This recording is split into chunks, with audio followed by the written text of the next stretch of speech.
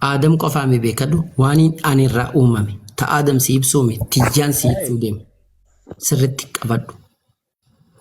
Suuraa mu'minun waaqayyo biyya irraa isa uumuu isaati si baasamu akkami?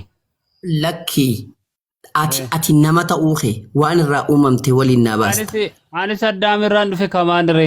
Sunnetti deebina. Dhaggeeffadhu. Allah subhanahu wa ta'ala akkana jedha. Suuraa mu'minuun suuraa 23 ayata 12. ولقد خلقنا الإنسان من سلالة من طين ثم جعلناه نطفة في قرار مكين ثم خلقنا النطفة علقة فخلقنا العلقة مضغة فخلقنا المضغة عظاما فكسونا العظام لحما ثم أنشأناه خلقا آخر فتبارك الله أحسن الخالقين. أوكي سيبا أكنجا ولقد خلقنا الإنسان من سلالة من طين رقمت نتيجة المنما قلقلو شنفا أنو آدم أبا المنما سيغالي دوكي الراتي الراؤمني جا دوكي الراتي الرائسة أمني أبا المنما آدم رب دوكي الراؤمني إيغاز بودمو ثم جعلناه نطفة في قرار مكين ربنا الآن سبحانه وتعالى إيغا باخي آدم دوكي الراؤمي نتمو شبا بشاني الرانؤومي ثم جعلناه نطفة في قرار مكين نطفة الرانؤومي سنبود دبا شبا بشان سالا خن إدو تزقباء تكاهو مجتا قدامي ساخيستي هي إيسا تاسفني جي دبتا سنبود amma kuni gaaffiin qabadoo kanatti eenyudha isaan taasisan kun? Dhiisi rakkoon qabu. Niin fitadha obsi. Niin fitadha. Please. Gaaffii baay'ee jira iddoo kana bara. Haa jiraatu wa'ani fedhu fudhattee fudhachuu baattee awwan na dhaggeeffadhu siif hima. Fudhattee fudhachuu baattee wanni na ilaallatu an nama ta'uu xiyya ragaa siif fidaan jira. Quraanni xiyya na ibsa. Waan irraa dhaladhe waan irraa uumame na ibsa. Sana booda jaa. Dhaabadhuqa sana booda bishaan saalaa dhiiga itti taasifne ergasii dhiiga itti mu'san foon isa goonee jaa muraa foonii taasifne jaa ergasii lafeen foon itti uffifamee jaa laal sigalee itti uffifnee jaa rabbin ol aane subhanahu wa ta'ala ergasii foon san lafee taasifne ergasii foonichi sana lafee erga taasise rabbiin ergasii lafee san foon uffifne sana booda uumaa biraa daa'ima jechuu isa goone rabbiin warra waa uumu warra waa sawwaru hundarra rabbiin caalaa ta'ee ja'a ati maalirraa uumamte obboleessoo macaafa seera uumamaa boqonnaa I think akkaatiin naan jettetti boqonnaa 2 lakkoofsa meeqeeti? Torba irraa kaasteetu dubbifatta. Okay, boqonnaa 2. Boqonnaa 2 ati naa baasi. Ani maaliif si baasa? Baasi viidiyoo yalla khannes. Ishina guddise. Yalla guddisa. Tabbatu.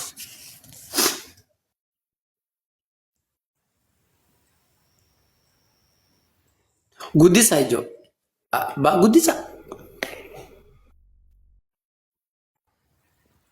Mul'ata. Laayitii dabaliif. Okay.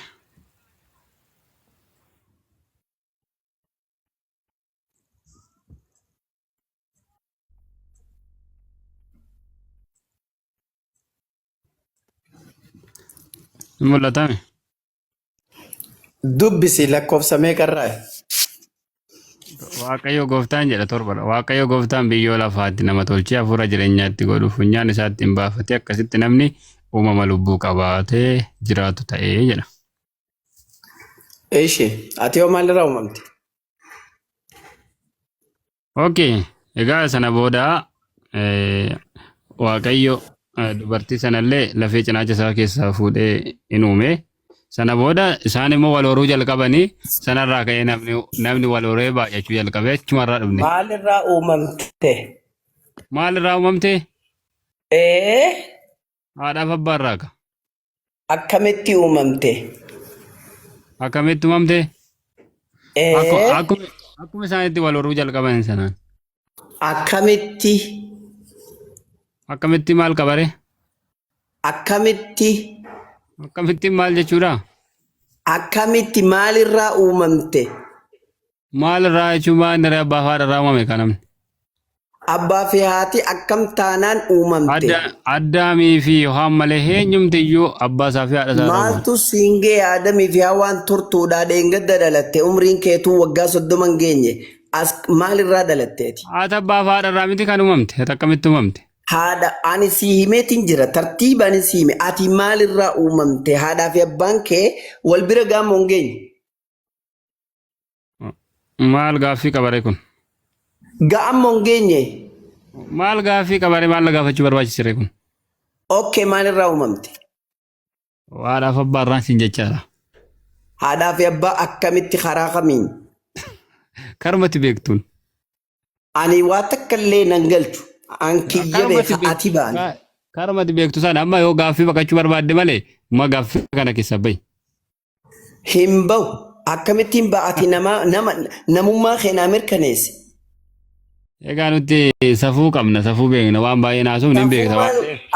Laa ilaaha illallah. Kitaabni kee waan atirraa uumamte sin barsiisin kan waan atirraa uumamte si barsiisuun safuu kitaaba kee keessatti safuu taate wedduun immoo badhaadhuma taate isqeerraa jechaa macaafa isqeer keessatti kan jiru badhaadhuma kitaaba abboota firdii keessa kan jiru badhaadhuma obboleessoo maal haasa'u jirta biyyeen kee nagaa miti maalirraa uumamte karaa kam uumamte akkamitti uumamteeti? Akkuma namni kam uumamte akkuma uumamte sana. Namni kamitti uumame? Akkuma uumamte sana akkaataa sana ibsite miti dura lama maaf dura deebi'e. Anis okay ati bishaanirraa uumamte? No bishaanirraa yoo hawus billa yaani akkamitti uumama bishaanirraa. Ishii maalirraa uumamte? Waaqayyo ganama akkuma Yohaanii fi Addaami isaan wal horaa jedheen akkaataadhaan Waaqayyo isaanitti ganama isaan itti uume sanaanen akkamitti wal horan? Aboon adees nagaan bula. Akkamitti deemuu deemta osoo namummaa keenu mirkaneessin atiin qaanfattu xiqqishoo shame on you. Lakki bakka nagaan bula gaafi biraa walitti deemta. Obboleessoo okay ati nama? Namaati? Nama. Siin Aadamoo maali? Nama. Waaqayyoon kottaa nama uumnaa jee akkasuma mi? Akkasuma. Si uume moo Aadam uume? Aadam uume. Aadamiin nama moo siin nama? Aadam jalqaba namaati kaa? Aadamiin nama moo siitu nama siin jee? Aadam jalqaba namaati. Hawaasa sin gaafan jalqaba nama uumna jee moo nama uumna jee? Jalqaba nama uumnaa jedhe. Kanaafuu Aadamiin nama moo siin nama? Anis nama Adaamis nama. Kanaafuu Waaqayyoon harka isaatiin si uume jechuudha.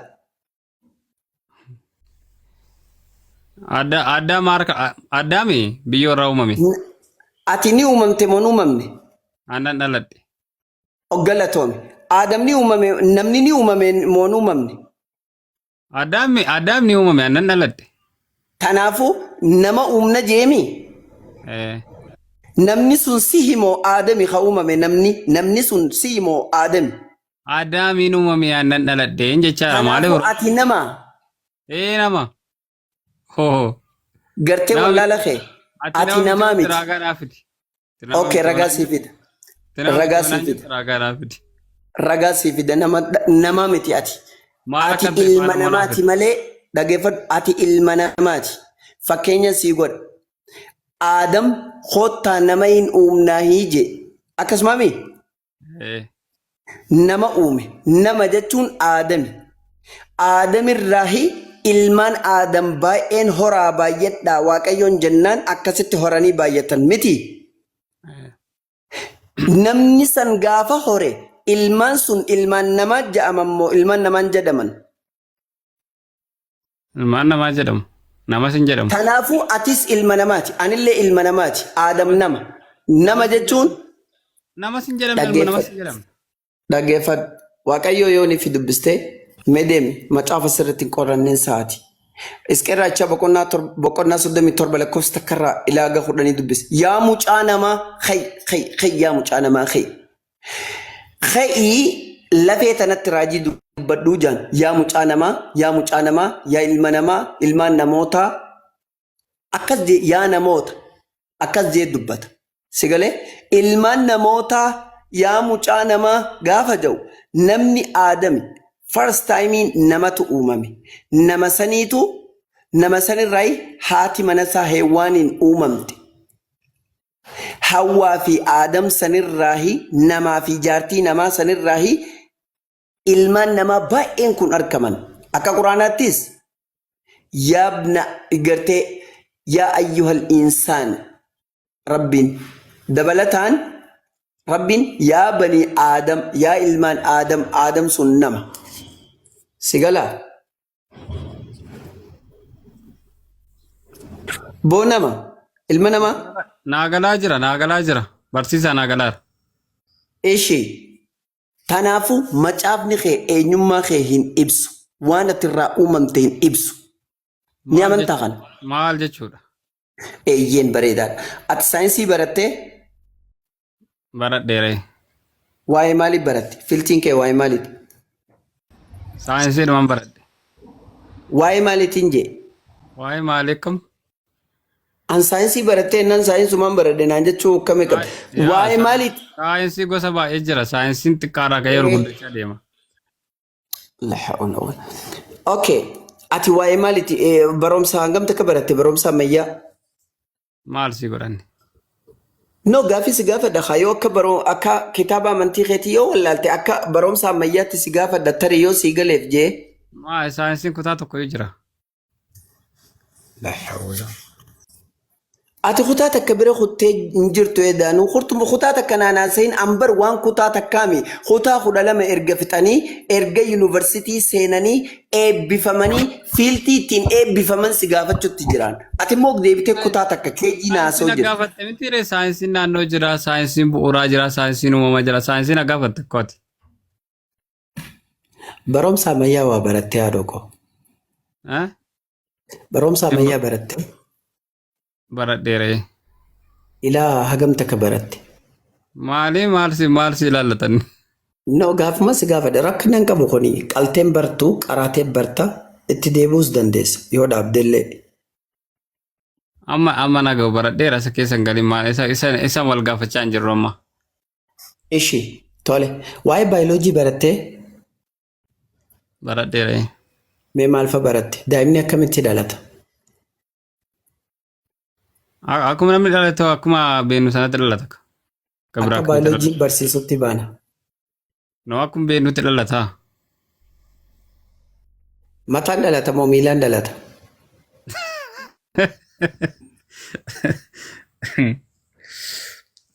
Safuu dhabbaako. Aboo miilaan dhalata moo mataan dhalata? Safuun an jaasa? Miilaan dhalata. Miilaan dhalataa mi? Ati yoo miilaan dhalatte? Lakka miilaan hin dhalanne. Harkaan dhalatte moo maaliin dhalatte? Ati akkamitti dhalatte? Ana akkatti dhalanne. Ati akkamitti dhalatte siin jee gaafii?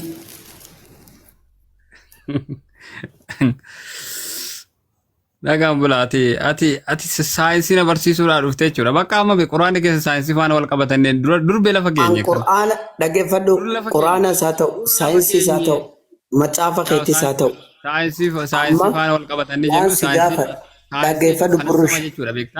Walumaa galatti waa'ee saayinsii beektaa miti. Faaluun jaa dhaggeeffadhu. No saayinsii jechuun falaasama miti maraataadhaati nagaa qabda. Ragaa fidi. Okay. Saayinsiin maal jedha beektaa? Namni maalirraa akka dhufe ni beektaa? Maalirraa akka inni dhufee jedha. No. Jechi dhaggeeffadhu saayinsii jechi jedhu jecha meeqatu saayinsii jechi jedhu jecha meeqa? Wayka namni maal irraa dhufe Maal jedha jechuu saayinsii. Namni maal irraa dhufe hiikaan jedha saayinsii. saayinsii jechuu maal jechuu? Aboo saayinsiin an barsiistu ati. Saayinsiin an barsiistu. Saayinsiin Ati na namni maal barsiisi. irraa dhufe jedha. Namni maal irraa Dhiisi dhufe ta jedha. nama maalirraa dhufe? Ta nama maalirraa dhufe dhiisi. Kanaaf iyyuu Akkaan siin jedhu. saayinsii faana wal qabataa yoo jenne Saayinsii jechuun maal jechuudha? Aboo saayinsii jechuun maal jechuu? kanaaf namni maal jedha beektaa saayinsiin falasamne siin jedhee fi anama isa saayinsiin jedhu kanatti namanu. Karatti okay takkaas kun tuutee karaa si deebisuu si dammeessume. Isa saayinsiin jedhutti hin amanu. Fakkeenyaaf kanaaf ati Dammeessuu? saayinsii dhaxanii xilliq jettu maaliif quraannis falasama. Saayinsiinis Ishi. falasama. Ishi amma si dammeessuun qaba. Ni beekta ammas. Jabaa- Marfee jabaa- abu meetee wa 20 sittin daayaa si dira. Tole dhaabbadhu. Kanaafiyyu sumatu deemee daqiiqa. falasama faana walitti naaf fidaa jira. Daqiiqaa takka naa obsi. Waan siin jedhu jechi saayinsii jedhu maal jechuudha? Hin beekone Jechi jechi saayinsii saayinsii jedhu. jedhu. Kanaafuu wallaalaan barachuudhaatu irraa eegama. Ati akka wallaalina ta'e wallaala saafitti Muhammaduun beekan baranne ta'in. Muhammaduun baranne maal anaan akkamitti maayimee jettaa nan barreessa nan dubbisa. Muhammaduu barateera. Waa'ee Muhammad biran ga'e Akkamitti gaasa maayimee naan jetta re'ati. Biran Akkamitti ga'e. maayimee naan Biran jetta. ga'e. Otuu erga Maayyummaa keessiimu. ergamaa hin baranne duukaa buutuu qoy. Okay. Akkamitti baranne naan jetta. Okay. Iyesus barate? Yesus hin baranne kan jedhu raagaa. Muhammad hin baranne jedha. Iyesus Muhammad- baratee gaafii si gaafadha. Hin Iyesus baranne kan jedhu baratee raagaa hin jedhe. Hin baranne kan jedhu raagaa fiti. baratee hin jee gaafii Eeyyeen barate. ragaa naa fidi. Atis hin baranne kan jedhu raagaa fiti. Ani yoggaa ati fidde booda siif hin fidaa fidi ragaa. Yesus hin dubbisa. Yesus hin barreessa. Fidi bakkatti Iyesus ni dubbisa ni barreessa ka jedhu macaafarraa fidi. Kanaafiyyuu Muhammad hin dubbisu hin barreessu. Dhiisi abbooka dhiiraatti as eegaa. Ani wallaahi ani siin gaggabsanii beektaa taa'i. Waan tokko na gaggabsitu waan tokko. Waan tokko. Hin baranne kan jedhu raagaa. Atis immoo hin baranne kan jedhu raagaan sii fida. Ati immoo hin baranne kan jedhu naaf fida.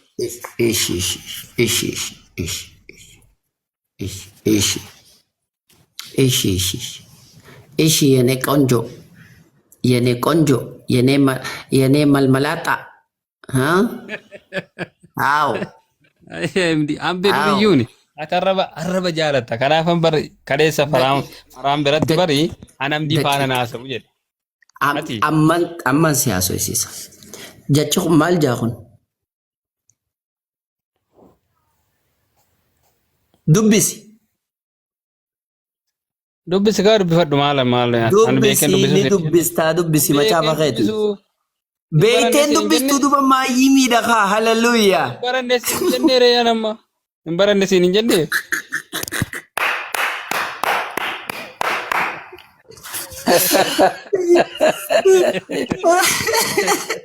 Hin baranne nama maayyii miidhaan jetteemi waan rakkoo qaba.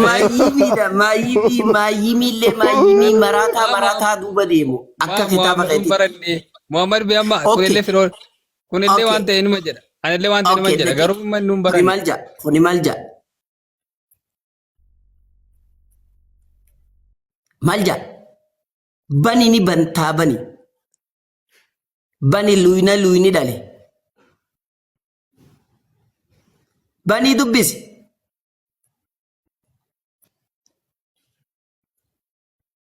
Haxxishoo. Kana kunnola. Isintu dubbisaame. No. Isintu dubbisaame. No. Inni haa dubbisu dhaabbadhu ati. Raggoo. Dhaabbadhu please. Ani isinii dubbisu. No. Dhiisi wayifin jee dhiisi. Dhiisi kabajaa wajjii asoo hin nanaafeeti. Isaa wajji xumurannee. Tole. Thank you. Dubbisi. Nama hunda beetee akka inni deemutti wajjin deeman. Dubbisi. Namichi homaaraaf taati dhiiraa. Rafuuf dhufte. Osoo haatee gaafa silaaltu qoraan guurrattee gaara baate. Akkaan. Okay bareeda. Kanan dubbistu mi kabiraati si baasa. Ish. Kanan dubbisu jee. Kanan fedhu. Kanan fedhu.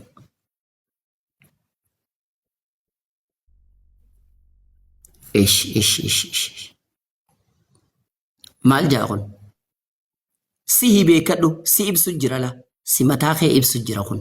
eenyummaan kee waan ati taate si ibsu jira. Namni namicha isa saala isaa keessaa waa dhangala'utti bu'e uffata isaa haa miiccatu, dhagna isaa haa dhiqatu. Hamma galgalaatti najisa yookaan wasakha yookaan xuraawaa haa ta'uu. Namichi saala isaa keessaa waa dhangalaasu eenyu yaadiin qaama saalaa isaa keessaa waa dhangala'u sun nama qullaa tokkotti yoo qastiirra taa'e cinaa yoo taa'e yoo tufellee je'an cufa warra qastii gubbaa jiru kan irratti yoo buuse namichi itti tufame kun sun uffata isaa haa miiccatu, dhagna isaa haa dhiqatu, hamma galgalaatti najisa xuraawaa wasakha yookaan xuraawaa haa ta'u. Laal qastiin yaadiin namichi saala isaa keessaa waa dhangala'u irra taa'u, qastiin inni irra taa'u, yaadiin irra taa'u hundinuu xuraawaa haa ta'uu jaa. Abbaan mana maal eeddan gabbuusaa?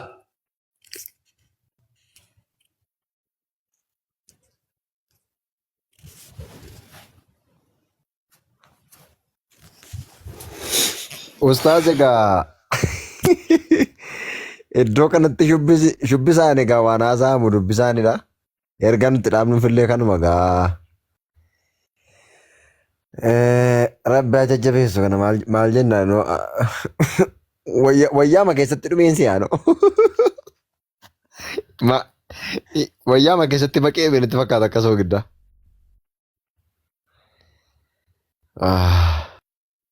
Kiristaanni waan irraa uumame naa himuu